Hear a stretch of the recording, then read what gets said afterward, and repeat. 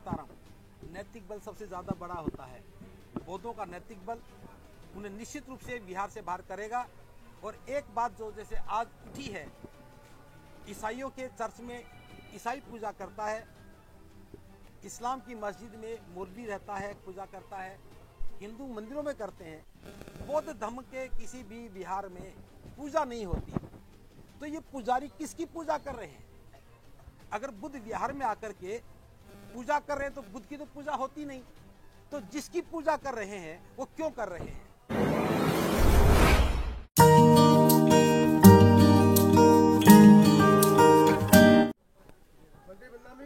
मंगल हो। मंगल जी, 18 मार्च को आपका बड़ा कार्यक्रम लगा है आगरा में, हर साल वो लगता है।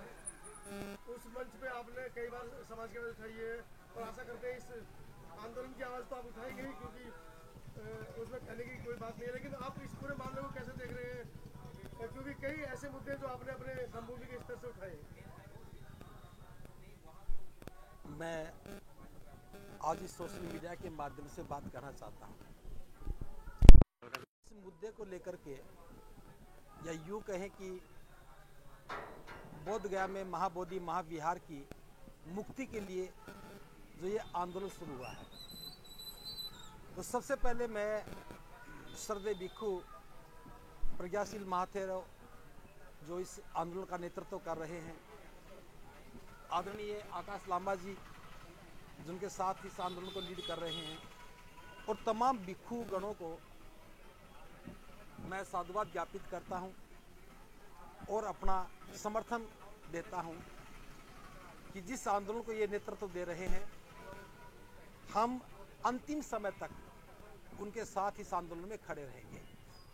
दूसरी बात मैं कहना चाहता हूं, ये आंदोलन 1892 से शुरू हुआ। अनागारिक धम्मपाला ने शुरू किया और समय समय पर अलग अलग तरीके से आंदोलन चलता रहा। मैं इतिहास में नहीं जा रहा हूं, बात इतनी कह रहा हूं, अभी तक जो हमने लड़ाइयां लड़ी वो बहुत ज़्यादा प्रभावशाली नहीं रही, क्योंकि असफलता के बाद यही कहा जा सकता है कि वो लड़ाई प्रभावशाली नहीं थी। लेकिन आज हमें भरोसा है, जब नेतृत्व तो सही होता है और सहयोग में भिक्षु संघ खड़ा हो जाए, तब कामयाबी की बहुत संभावनाएं बन जाती है। और मैं समझता हूं कि आज जो इस आंदोलन का नेतृत्व दे रहे हैं, वो ना केवल विश्वसनीय है बल्कि सक्षम है किसी भी आंदोलन को सही दिशा देने के लिए। इसमें मैं आपके माध्यम से देश के सभी बौद्धों को कहना चाहूँगा, हमारी सबसे बड़ी कमजोरी क्या है? हम अभी बुद्ध के प्रति ज़्यादा श्रद्धावान नहीं बन पाए। जिसको हम अपना समाज कहते हैं, अब उसे अपना समाज नहीं बल्कि उसे बौद्ध समाज कहना पड़ेगा। जब बौद्ध समाज खड़ा होगा, हर घर में से लोग निकलेंगे, तो ये आंदोलन और गतिशील होगा। अभी मैं सुन भी रहा था, देख भी रहा था, सोशल मीडिया पे बातें भी सुन रहा था आते हुए, कि पुलिस ने बर्बरता से हमें उठा दिया और वहां से उठा करके हॉस्पिटल प्रांगण में ले आए। देखिए, ये तो साधुवाद ज्ञापित करना चाहिए हमें प्रशासन का, क्योंकि जब आंदोलन में हलचल नहीं होती तब तक लोग चेतते नहीं है। ये 17वां दिन है आज। अगर पुलिस नहीं उठाती तो समाज में इतनी बड़ी सक्रियता नहीं आती, और जब हम एक जगह से दूसरी जगह जाते हैं तो और ज्यादा ऊर्जावान बन जाते हैं। तो ये तो पहला पुरस्कार है इस संघर्ष का, मिलना ही चाहिए था। और मैं तो ये भी कहूँगा कि इस प्रकार के पुरस्कार तो हर बार मिलते रहें, ताकि हम अपनी कमजोरियों को दूर करने का अवसर पा सकें।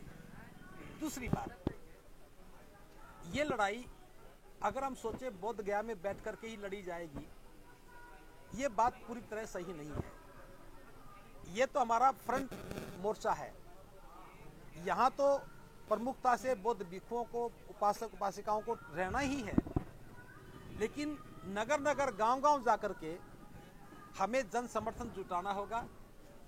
जो भी भिक्षु जहां भी है, उन्हें मैं भी अनुरोध कर रहा हूं आपके माध्यम से कि उन्हें सारे काम छोड़ करके एक सूत्री काम, चाहे वो वहां रह के करें चाहे यहां आके करें, हम इस आंदोलन के लिए जन समर्थन जुटाने का काम करें। साधनों के अभाव में या जन समर्थन के अभाव में ये आंदोलन कमजोर नहीं पड़ना चाहिए। देखिए, कोई भी आंदोलन एक मोर्चे से नहीं लड़ा जाता। हमने किसान आंदोलन को देखा है, जो किसान मोर्चे पर थे वो तो थे, लेकिन कितने लोग थे जो उनके लिए खाने की व्यवस्था कर रहे थे, उनके लिए साधनों की व्यवस्था कर रहे थे। 4 ट्रैक्टर वापस जाते थे तो 10 वहां से आते थे, उधर आते थे। तो वो आंदोलन जन समर्थन से कामयाब हुआ। दुनिया का मैं समझता हूं सबसे बड़ा आंदोलन रहा होगा बौद्धों का आंदोलन भी, चाहे कितना भी लंबा चले, ये कमजोर नहीं पड़ सकता। क्यों नहीं पड़ सकता मैं बताऊंगा। किसान वहां बैठे थे, उनके सामने कई समस्याएं थी। उनके खेत भी समस्या थी, उनकी फसल भी समस्या थी, उनके परिवार भी समस्या थी। भिक्षुओं की क्या समस्या है? भिक्षुओं की कोई समस्या नहीं है। और हम तो कहते हैं जो काम आज तक हम नहीं किया, अब वो करने का मौका मिलेगा। जी बहुत बड़ी समस्या भिक्षुओं की। सुनिए, गांव के बाहर लगे हुए बोर्ड, द ग्रेट चमार, the great Parsi, the great ऐसा मेरी बात सुनिए, सबसे बड़ी समस्या है। सुनिए, वो अपने स्तर की अपनी लड़ाई है, मैं बात कर रहा हूँ। भिक्षु जो अभी तक ध्यान के माध्यम से धर्म को नहीं समझ पाए, धरने पर बैठ करके कम से कम धर्म को समझेंगे और यहाँ से जो ऊर्जा मिलेगी हम समाज को समझा पाएंगे। अभी लंबे समय से मैं देख रहा हूँ बोध गया मुक्ति का आंदोलन स्थिर अवस्था में था, आज वो आंदोलन दोबारा खड़ा हुआ है। हम सब के लिए ये प्रेरणा स्रोत की बात है, प्रेरणा की बात है। मैं तो आपके माध्यम सबको कह रहा हूँ, सभी भिक्षुओं से हमें अनुरोध करना है, मैं भी कर रहा हूँ कि वो जहाँ भी हैं इस आंदोलन के लिए अपनी भूमिका निभाएं। डीएम साहब ने जैसा अभी पता लगा कि कहा कि भिक्षु कम है, इसमें कोई संदेह नहीं। इतने भिक्षुओं से लड़ाई नहीं लड़ी जा सकती।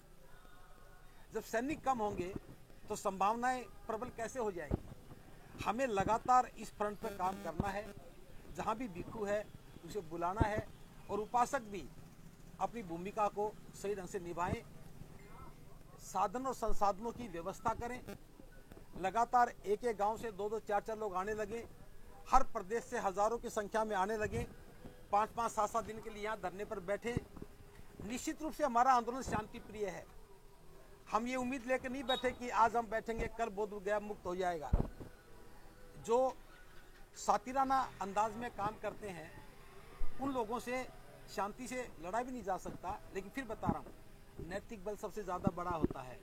बौद्धों का नैतिक बल उन्हें निश्चित रूप से बिहार से बाहर करेगा।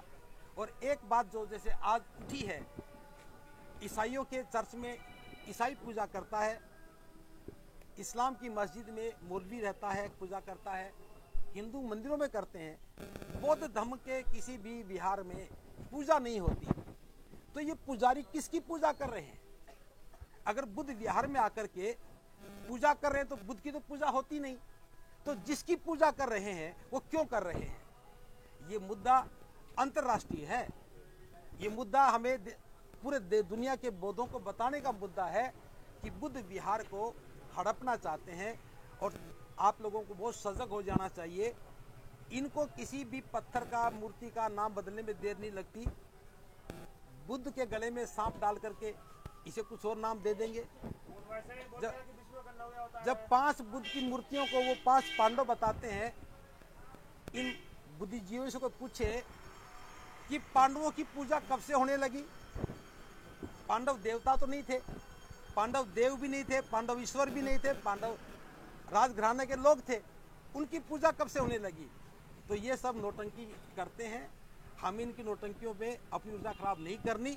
जब बोध गया का ये महाविहार मुक्त होगा तो ये सारे अपने आप वहां से भाग जाएंगे, निकल जाएंगे। एक दूसरी बात मैं जो कहना चाहता हूं, अभी तक हम हिंदू बनकर के लड़ाई लड़ते रहे, इसलिए हम कामयाब नहीं हुए। जैसे अभी भंते जी कह रहे थे, हमारे सांसद, हमारे विधायक आवाज उठाएंगे, उन्हें हम अपना मान रहे हैं। जब तक वो अपने आप को बौद्ध नहीं मानेंगे वो आवाज कैसे उठा पाएंगे?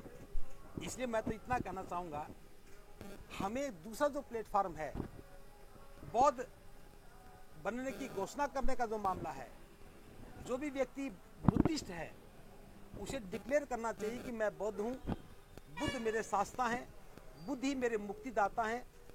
जब हम ये घोषणा करेंगे, अगर ये हमारा बुद्ध विहार महाविहार खाली नहीं करेंगे तो हम अपने घरों से सारी उस चिड़ियाघर को बाहर निकालेंगे। यहाँ की लड़ाई हमें वहाँ भी लड़नी पड़ेगी। जो लोग किनारे पर बैठे हैं, हमें समझाना पड़ेगा, अब अपने घर में आ जाओ और अपनी आंदोलन में अपनी भूमिका तय करो। तो अंत में मैं ज़्यादा बात न करती, इतना कहना चाहूँगा, इस समय जो ये आंदोलन का रूप लिया गया है, ये लड़ाई लड़ी जा रही है। मैं श्रद्धेय भंते प्रज्ञाशील माथेरो जी को और आदरणीय आकाश लामा जी को बहुत बहुत साधुवाद ज्ञापित करता हूँ, और सभी भिक्षु गणों को भी, कि आप लोगों के त्याग और परिश्रम से दोबारा से एक उम्मीद जगी है कि बोध गया महाविहार अपनी मुक्ति के इंतजार में बैठा था। अब हो सकता है हम उस में विजय हो जाएं और जल्दी से हम अपने बुद्ध विहार को महाविहार को मुक्त करा करके अपनी विरासत के वारिस बनने का काम कर सके। हजारों बौद्ध भिक्षु केसरिया कपड़े पहनकर घूम रहे हैं, जिन्हें ना तो बुद्ध का ज्ञान है ना वो बौद्ध भिक्षु है। अगर दिल्ली के अंदर बहुत सारे बौद्ध भिक्षु बैठे हैं, अगर उनको क्या इस आंदोलन को कैप्चर करने की, देखिए, इसके अंदर कुछ खलल डालने की कोशिश करते हैं, तो उसके बारे में आप उम्मीद उनसे करो जो उम्मीद के लायक हैं। जो रोजी रोटी के लिए घूम रहे हैं वो कभी आंदोलन में नहीं आते हैं, और ये सोच करके अपनी ऊर्जा को खराब भी मत करो। इस देश में बहुत सारे बौद्ध भिक्षु हैं जो इस आंदोलन को लड़ने में, इसके नेतृत्व देने में, साथ चलने में सक्षम हैं। कोई भी आंदोलन हमेशा उन्हीं लोगों के दम पर लड़ा जाता है जिनमें साहस होता है, नैतिक बल होता है, जो ईमानदार होते हैं। इसलिए उनको मत देखो वो क्या कर रहे हैं, करने दो। हम क्या कर रहे हैं हमारे लिए महत्वपूर्ण है, और निश्चित रूप से हमारी इच्छा शक्ति, हमारा संघर्ष और हमारा त्याग, हमारी शांति, हमारा प्रयास सफल होगा, सफल होगा, सफल होगा। चलते चलते अम्बेडकरवादियों से अपील। मैं तो सिर्फ ये कहना चाहूँगा, जो अम्बेडकरवादी है वही बुद्धिस्ट है, उसे अपने आप को पहचानना चाहिए और अपने समस्त संसाधनों को महाविहार की मुक्ति के लिए अर्पित करना चाहिए और अपनी भागीदारी को सुनिश्चित करना चाहिए। अन्यथा तो एक बार चूकने के बाद फिर बहुत सारे वर्ष लग जाते हैं आंदोलन को खड़ा करने के लिए। और मैं तो आकाश लामा जी को कहना चाहूँगा, बिल्कुल भी किसी भी रूप में हताश और निराश होने का भाव ही नहीं आए। हम जीतेंगे हारेंगे मुद्दा ये नहीं है, हम प्रयास कर रहे हैं, ये हमारे लिए बहुत बड़ी बात है। और जो जागता प्रयास करता है, चोर भागता ही भागता है। वो अलग बात है कि वो आज भागे या कल भागे।